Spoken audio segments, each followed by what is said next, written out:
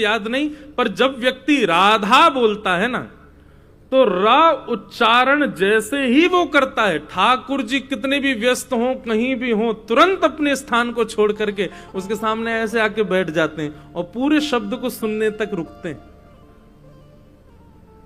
इतना प्रिय ठाकुर जी को ये श्री जी का नाम।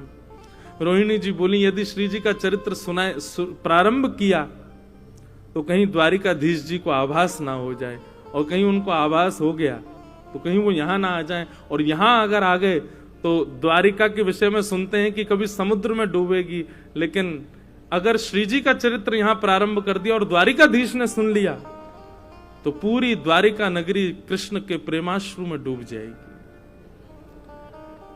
और तभी का यह प्रसंग है कि तब सब भगवान की पटरानियों ने रोहिणी जी के चरण पकड़ लिए, बोले नहीं श्री जी का चरित्र सुनाइए, हम पूरी व्यवस्था करेंगे।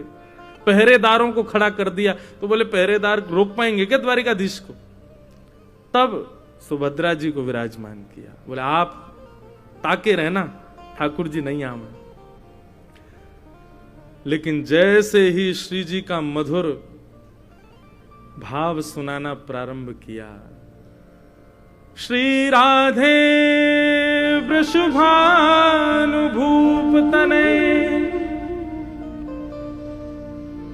जैसे ही श्री जी का भाव गाना प्रारंभ किया, बस एक बार मुख से श्री राधा नाम उच्चारित श्री रोहिणी जी ने जैसे ही किया, मानो जैसे भयंकर जेठ के महीने में कभी कभी मधुर ठंडी शीतल हवा स्पर्श कर जाती है, कभी कभी बहुत सर्दी के माहौल में कभी कभी ब्लोअर की या किसी हीटर की गर्म हवा स्पर्श करती है, ताप स्पर्श करती है तो रोंगटे खड़े हो जाते हैं। ठीक वैसे ही रोहिणी जी के मुख से जैसे ही श्री जी का नाम उच्चरित हुआ, तरंग बन करके गया और जाकर के स्वधर्मा सभा में बैठे इस द्वारिकाधीश के तन का स्पर्श करने लगे।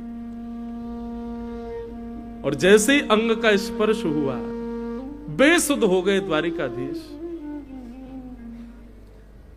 मानो ऐसा लगा श्री जी ही पधार गई हों द्वारिका में। किसी अत्यंत व्यस्ततम सभा को बीच में छोड़ करके ठाकुर जी दौड़े, बलराम जी के पास गए, बोले मोकू कछु हैरो भैया, ऐसा लग रहा हो कि श्री जी पधारी हैं द्वारिका में। बलराम जी बोले ना लाला, यहां तो कोई ना आयो। बोले ना, मुझको स्पर्श है रो, मुझको ऐसा आभास है रो कि श्री जी पधारी हैं।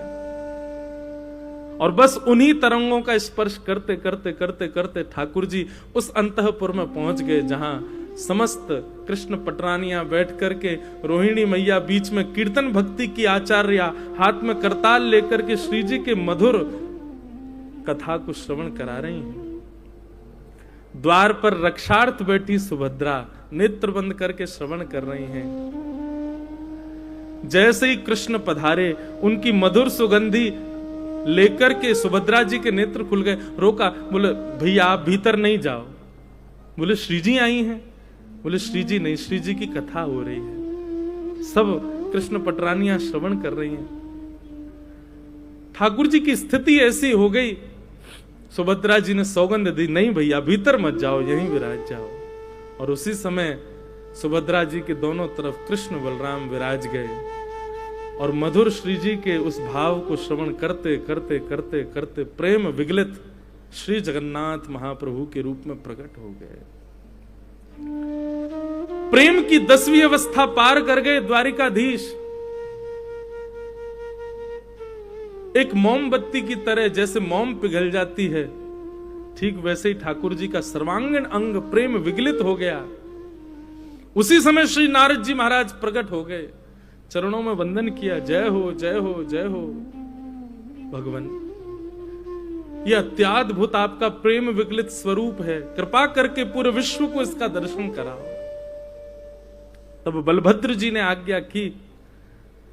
ठाकुर जी तो भावावेश में थे, बोले निश्चित कलयुग में जब हमारा चतुर्थ धाम प्रकट होगा, वहां नील माधव रूप में ठाकुर जी विराजमान होंगे।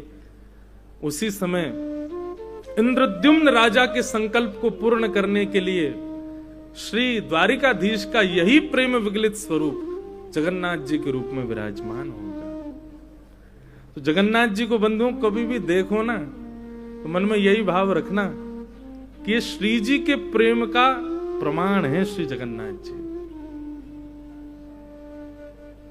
श्री जी का प्रेम दिखता है ठाकुर जी के उस रूप में।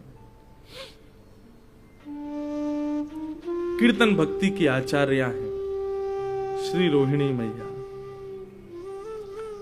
जगन्नाथ जी प्रकट हो गए जिनके कीर्तन भाव को सुनकर के, ऐसी श्री रोहिणी जी, उनके मधुर भाव का दर्शन हुआ।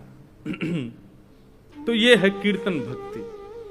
अब यहां दोनों स्थिति पता चली, श्रवण भक्ति और कीर्तन भक्ति दोनों की स्थिति क्या।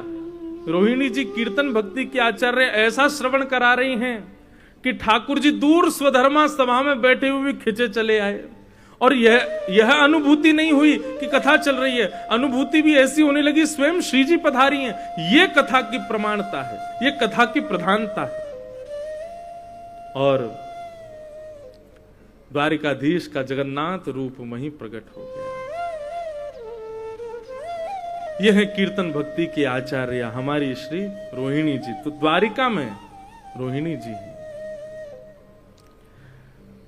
कीर्तन भक्ति के आचार्य नाभा गोस्वामी जी ने बताए हैं श्री सुखदेव जी महाराज, श्री सुकाचार्य जी, ये कीर्तन भक्ति के आचार्य हैं। इनको कीर्तन भक्ति का प्रधान बताया गया।